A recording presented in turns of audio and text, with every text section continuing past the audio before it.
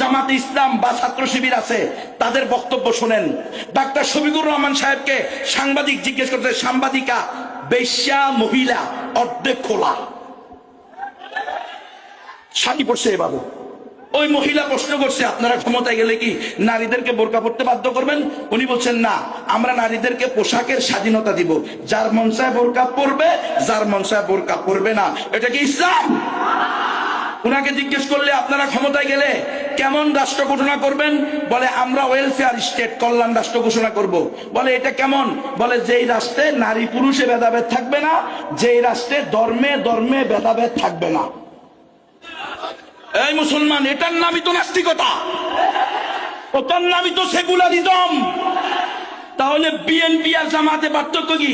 বিএনপির ফখরুল ইসলাম আলমগীর বলছে আমরা ইসলামী শরিয়ায় বিশ্বাসী না, আমরা ইসলামী শরিয়া চাই না। তাহলে নিশ্চিত মুরতাদ।